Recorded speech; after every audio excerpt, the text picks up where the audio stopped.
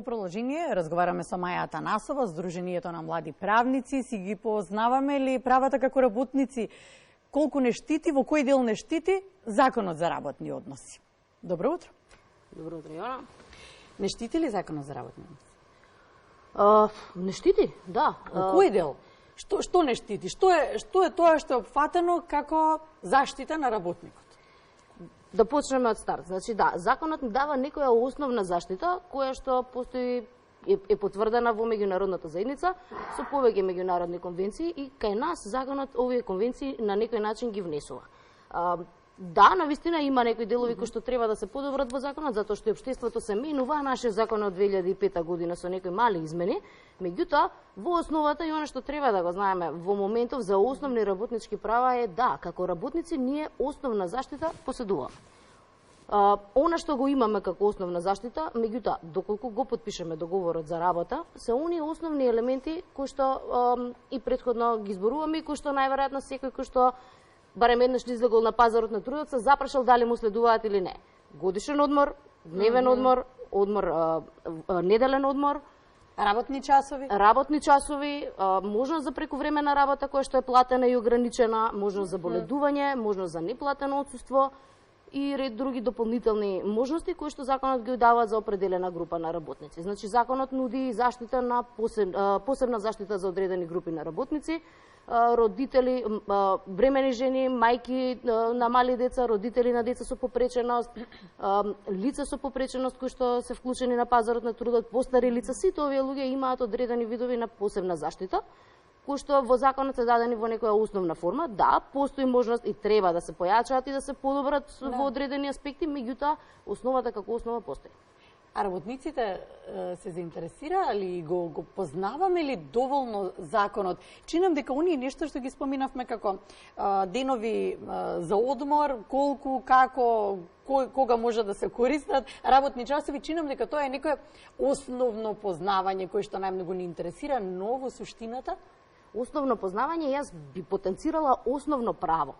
Сакам да се задржиме на основно право, затоа што не ми се верува дека се уште ова го зборуваме, меѓутоа но се прекршува тоа право? Овие работи не се нешто што нам работодавачот ни ги дава на добра волја. Овие се работи кои што нам ни следуваат со закон и ние мораме и треба да ги искористиме. И уште нешто многу битно. Уставот нам ни забранува ние ова да се откажеме од ова право. Во Уставот точно стои дека работникот не може да се откаже од своите денови на одмор. И покрај тоа што знаеме тоа, некаде и да го видиме на друго место. И сега кога веќе го спомнавме тоа, кои права други се прекршуваат? И според искуството, зашто најмногу работниците се жалат? Различни групи на работници се жалат за различни начини. Мислам дека е многу јасно и очигледно дека ние како народ сме такви што многу сакаме да најдеме начин како да го заобиколиме законот. Тоа важи и за работниците и за работодавачите. Тоа е некој начин. Да, најверојатно, не знам. Меѓутоа, проблемите кои што се јавуваат со работните односи знаат да се јават уште од самиот старт. Јас претходниот пат кога бев тука, мислам дека ја начнав темата кај нас. Во принцип, за да имаме во моментот повеќе средства, за да можеме да се обезбедиме некоја поголема заштита што ја гледаме во моментов, дури и самите работници прифаќаат да работат со договор на дело, кој што не е договор кој што го заштитува законот за работните односи. И нам тука ни се јавуваат многу голем број на проблеми. Затоа што дали луѓето и не сваќаат или недоволно сваќаат, не знам, меѓутоа често знаат да се јават и да побараат зошто јас не добивам годишен одмор, а работам во компанијата. И сега треба да се објасниме дека не работиш во компанијата, туку си ангажиран со договор со кој што апсолутно не би смеел да се ангажиран, бидејќи представува прекршување на одредби. Треба официјално да бидеш вработен, да имаш и здравствено осигурување и сите бенефити кои што следат. Ако тој договор за вработување нам ни дава целата социјална гаранција која што ни следи. Тоа значи дека добиваме социјално осигурување, тоа значи дека добиваме пензиско осигурување, значи дека добиваме здравствено осигурување. Тој договор значи понатаму дека доколку нам ни е прекинат работниот однос затоа што работодавачот, да речеме, прави некој преконструирање во компанијата или затоа што престанал работодавачот да постои, ние добиваме заштита од страна на државата, односно одреден временски период во кој што работникот согласно стажот кој што го има остварено вкупниот може да добива паричен надомест додека да најде нова работа или додека да исполни услови за пензија. Сите овие работи кои што ги добиваме само со договор за вработување. И тоа треба да биде јасно. Во делот на кога се оди да се договара за вработување. Прекршувањата инаку, да влезам во прекршувањата. Сега ова морав да го дадам овој вовед, бидејќи многу често се прави оваа грешка. Во однос на прекршувањата, гледаме прекршувања од моментот кога се објавува оглас за вработување па до моментот на престанок на работен однос. Делумно претпоставувам затоа што луѓето не целосно ги владеат правата или затоа што мислат дека сите може да го толкуваат законот како сакаат, па имаме многу очигледни случаи. Не се советуваат, веројатно, кога станува такво нешто во прашање со соодветни лица. Тоа е уште една од навиките кои што ги имаме како општество, прво да направиме нешто па да побараме помош. Ве молам, не го правете тоа, јавете се, ќе се консултираме или обратете се на адвокат. Значи, во секој елемент се случувало да има одредена повреда. Некогаш било од незнаење, некогаш веднаш се поправале грешките, некогаш тоа се докажувало во судски постапки. Значи, велам, од моментот на објавување на огласи кои што биле можеби дискриминаторски, оние редовните бараме девојче за работа или бараме маж на возраст од 25 до 40 години за возење, бидејќи друг никој не знае да вози или некои слични работи кои што се навистина многу чести, па до овие елементи на барање за прековремена работа кои што не регистрираат, барање за дополнителна работа, недозволување на денови одмор и покрај тоа што законски мора да ги дадат деновите одмор. Значи се бараат некои варијанти кои што се заобиколува законската регулатива. Имаме дефицитарен кадар и тоа е апсолутно еден заклучок кој што не може никој да го побие. Од друга страна пак имаме кадар кој што е високо образован и кој што заминува од државата. Сега, во кои сектори, ајде нема да ги зборуваме многу, само ќе наброиме неколку, е дозволено и по пензија да работат, да останат на работа, затоа што тоа многу често се случува. И дали тоа во законот е регулирано посебно како клаузула или е тоа врз основа на договор? Тоа мора да биде дозволено со самиот закон. Добро. Само во оние Што се дозволува? Ограничено години колку по пензија? Колку е тоа? Дозволено е максималното до 64 години. Добро, значи некој да речеме 2+. Да. Повторно е затоа што мора да се направи. И како се регулира тоа со вработување, така или треба врз основа на договор? Се продолжува стажот. Се продолжува стажот. Аха, добро. И сега дефицитарните, како здравството, како не знам, ред други аде лабораториите, можеби повеќе истражувачката дејност, луѓе кои што одат во пензија се задржуваат. Зашто нема кој да ги наследи? Точно. Ние, како граѓани, најверојатно најмногу ја гледаме здравствената дејност, затоа што тоа е реално најмногу ни е потребна. И тука е повторно проблемот со адаптацијата на пазарот на трудот. На вистина, дали она што го нуди пазарот на трудот е она што им е потребно и што е прифатливо за новите кадри и за младите доктори, затоа што да се разбереме, па од друга страна, па медицина се уште и треба да остане престижен факултет каде што се едуцираат само најквалитетните кадри. А не да ги едуцираме да ни заминат. И тука ние треба да го ставиме прстот на рака малку. Треба од повеќе аспекти, ама ајде сега зборуваме за законот. Дали законот некако, на некаков начин, можеби не е соодветен зборот дека ги задржува, ги ограничува, туку еве им дава права со кои што тие ќе одлучат да останат тука. Видете, ние не смееме, значи во едно демократско општество каде што едно од начелата е слободата на движење, ние не смееме да забраниме никому да ја напушти државата, особено не за нешто подобро што може да му следува. Она што ние можеме и треба да го направиме е ние да ги изградиме подобрите услови, кои што би им рекле на нашите млади кадри, дечки, добро е овде остане. Така што законот не да не може, туку не ни смее да направи било какво ограничување со кое што ќе ни ги задржи кадрите во Ајде во тој контекст за стипендистите да зборуваме. Со стипендистите малку поинаква ситуација заради тоа што тука веќе имаме еден облигационен однос. Тие добиваат одредени средства за да се школуваат, за да добијат соодветно знаење. Добро, високо квалификуваат, така и за возврат треба најмалку 2 години по завршувањето да останат во земјава и да работат дали во јавниот или во приватниот сектор. Меѓутоа, видете, и тука има такво ограничување заради тоа што ограничувањето на правото на движење мора да значи, мора да биде на некој начин одмерено и тоа не смее да биде непропорционално и не смее на никој начин да значи комплетна забрана. И да биде обезбеден работниот однос. кој што облигаторски во самиот дел, во самиот закон. Тоа лице што ќе дојде, треба да овие се работи кои што се ставени во огласот, кои што се дава на кои што се објавува за стипендистите и стои во нивниот договор. Доколку се врати стипендистот овде, аплицира на работните места за кои што е квалификуван, не ја добија работата, пријавен е во агенцијата за вработување, како активен барател на работа, не добија работа соодветна на неговото работно место, што правиме ние со тоа лице? Дали навистина ни е потребно? И дали навистина треба да го отвориме прашањето, ама ние немаме доволно работници? Кога ние имаме соодветно квалификувани кадри, да. И ги има, и се на листата на агенцијата. Сега, кога сме веќе кај високо квалификувани кадри, додека студираат, направивме една анкета, колешката Зорица направи анкетата, на тема дали младите воопшто сакаат да волонтираат. Ајде да видиме малце повеќе на таа тема, дали сакаат да волонтираат, па веднаш потоа зборуваме за што прави законот за да ги задржи младите во државата.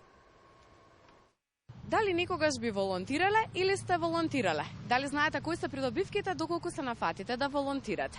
Многу истражувања покажуваат дека придобивките од волонтирањето не се само социјални, туку се и психолошки, но и когнитивни. Па ги прашуваме нашите сограѓани дали волонтирале, каде и кои се придобивките кои тие мислат дека ги добиле од истото. Да, во заштита на животна средина сум бил волонтер, во Greenpeace. Кажете ми, што сметате кои се придобивките од волонтирањето? Па мислам дека го намалува стресот, прво и основно, те исполнува. Слободното време, доколку го поседуваш, ти го исполнува исто така. И мислам дека убаво е човек понекогаш и да повеќе дава од себе него ли само да прима. Во последно време луѓето се свртеа само кон себе, мислам дека убаво е да се волонтира, затоа што придонесува за сите. Не сум имал прилика, ако има прилика, драге волје би волонтирал. Со задоволство и тоа повеќе од колку што треба. Некогаш во пионерска организација многу мали, бев и во пионерски дом Карпош, тоа беше изузетна дечја организација и сме волонтирали. Например, еве, тогаш, на тие години што сум имала, па како да ви кажам, 15-12, така нешто, цела ноќ сум дежурала со болни деца, што нешто невидено. А и сум живеела во странство и имам осет за такви работи, многу. Само овдека многу слабо се разбира тоа и смешно им е, и чудно, и така. Не сме уште навикнати. Волонтерството е практика на луѓе кои работат за доброто на останатите, без мотив за било каква финансиска или материјална добивка. Луѓето волонтираат и со цел да стекнат вештини без финансиска надомест од страна на работодавецот. Исто така, истражувањата покажуваат дека младиот човек подобро се чувствува и дека волонтерската работа позитивно влијае на неговото душевно здравје, го намалува чувството на депресија и ја зголемува отпорноста на стресот.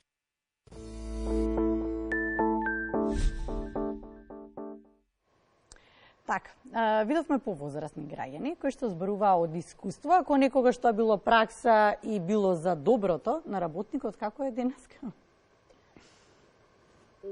Ајде реално. Денес, да. Сега реално. Сега реално, да. Апсолутно. Имаме.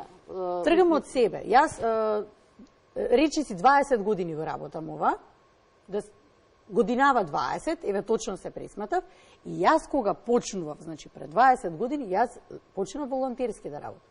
Без никаков финансиски надомест. Помнеле 20 години. Како е сега со млади? Сега волонтерството има малку поинаков изглед. Волонтерството како волонтерство останува на оваа дефиниција која што ја слушнавме во прилогот, каде што луѓето прават нешто за нечие добро, за тоа да биде подобро во општеството, и мислам дека има организации кои што му возможуваат на младите да волонтираат. Во однос на обезбедување на стручна наобразба, тука е многу позначено практиканството, затоа што тоа е оној дел каде што они добиваат директна пракса со која што понатаму може да добијат определени знаења, вештини и да си го надополнат CV-то, бидејќи исто така знаеме дека денес на пазар на труд со празно CV никој не смее да. Ама и со волонтерството се добива истото. Волонтерството исто така, да. Исто, ти се збогатуваш со знаење, пракса, стекнуваш вештини. Волонтерството е се уште доброволно, за разлика од практиканската работа која што почнува да станува задолжителна. Сега веќе сите факултети во одреден период, особено во летниот период, даваат обврска на своите студенти одредено време да поминат на некаква пракса, на некаква практиканска работа, за да може да стекнат одредени искуства и да запишат нов семестар. Волонтерството е дополнително на тоа. Добро. Така што многу помалку гледаме во професионалните здруженија барем, гледаме многу помалку волонтери отколку практиканти. Еве вие кај вас имате волонтери? Во Здруженијето на млади правници, во кој што години наназад не зборуваме за правниот факултет, државниот Јустинијан Први, дека има недостиг, дека има празна катедра, дека има проблем со студенти. Кај нас се водат практикански програми, бидејќи во меѓувреме тие две работи се раздвоја. За волонтерство треба да има посебна волонтерска програма која што му возможува на волонтерот ова што го зборувавме сега, да придонесува додека учи, истекнува своји вештини. Кај нас повеќе се водиме со практиканската програма и имаме студенти кои што се пријавуваат, меѓутоа би сакале бројот да е, навистина би сакале бројот да е поголем. Навистина тоа би значило дека младите се вклучуваат и дека всушност знаат зошто се запишани на тој факултет и сакаат да се надоградат. Со овој закон што треба, во кој сегмент треба да измениме нешто и да надополниме? Каде најмногу има потреба во законот за работни односи да се интервенира? Законот за работни односи треба најмногу да почне да се прилагодува на модерните текови на пазарот на трудот. Што значи тоа? Тоа значи дека ние мора малку пофлексибилни односи да имаме во моментов, за разлика од овие што ги имаме сега, каде што правилото гласи дека работниот однос е од 8 до 4, понеделник до петок, мора да биде канцелариска работа со чесни исклучоци и одредени видови на работа од дома и работа од далечина кои што треба да се регистрираат, и тоа е навистина премногу администрација. Премногу се промени пазарот на трудот од 2005 година до денес, за ние се уште да ги имаме само тие договори. Сите знаеме, сведоци сме дека кај нас сега е секаде во светот е фриленсингот во подем, луѓето сакаат да работат од дома, луѓето не сакаат да се врзани со канцелари. Може би и по пандемијата некако уште повеќе се актуализираше тоа. И реално исто така мислам дека полека излегуваме од оној шаблон на се вработуваш на едно место и тука дочекуваш пензија. И тоа законот треба да го овозможи за работниците да можат полесно да бидат пофлексибилни, да можат да се движат полесно од едно на друго работно место, без тоа да значи неброени работни часови во администрација за пренесување од едното на другото работното место или за префрлање на постоечката работна позиција од работа во канцеларија во работа од далечина, да речеме. Мора да се поедностават тие работи и мора да видиме навистина да го прилагодиме пазарот на трудот на луѓето кои што сега во моментот се на пазарот на трудот. Бидејќи овој закон одговарал на некои претходни генерации, одговарал на некој претходен систем, одговарал на некои претходни работни места кои што постоеле. Ние сега веќе навистина и немаме толку многу работни места што ги врзуваат, што имаат потреба нивните работници да бидат токму во тој период на работа. Само во тој дел треба да поработиме? Не, треба да работиме во многу делови, меѓутоа мислам дека е ова навистина клучното. Најважното. Другиот дел кој што барем според мене е многу битен за да се зајакне е онаа заштита и разликување на потребите на работниците. За мене лично е многу битно да видам конечно како се зајакнува системот на вклучување, односно на вработливост на лицата со попреченост. Добро, иако имаме многу голем исчекор на таа тема. Имаме голем исчекор на таа тема, меѓутоа се уште работните места ние ги велиме дека се слободни за сите лица и дека лицето со попреченост доколку може да ја работи без оглед на попреченоста ќе го вклучиме. Меѓутоа многу е битно ние да обезбедиме дека ќе се направи приспособување на работното место, дека работното место ќе се приспособи на лицето, а не лицето на работното место. Тоа е еден дел кој што мора да се зајакне и секако ние мораме да ги зајакнеме струките, оние професионалните струки кои што ќе им овозможат на младите луѓе да се зајакнат за да можат да излезат соодветно на пазарот на трудот. Бидејќи на овој начин ќе остане оваа празнина што имаме, ќе обучуваме кадри кои што водат во насока која што нам на пазарот очигледно не ни е потребно. Што луѓето се заменуваат, очигледно не се потребни тука. Или немаат услови тука. Меѓутоа тоа се две се страните. Прилично се врзани. Да. Маја, благодарам. Еве надежта ни е во младите правници. Во новата млада фила која што ги познава светските трендови, да може да кажем во законската регулатива, може така, ги следи, па полека ќе може да се имплементира и кај нас. Ти благодарам. Надежта мене ми е во сите млади, затоа што сепак мислам дека младите не се покоруваат на конкретните ситуации, младите се движечка сила. Тоа треба да остане така.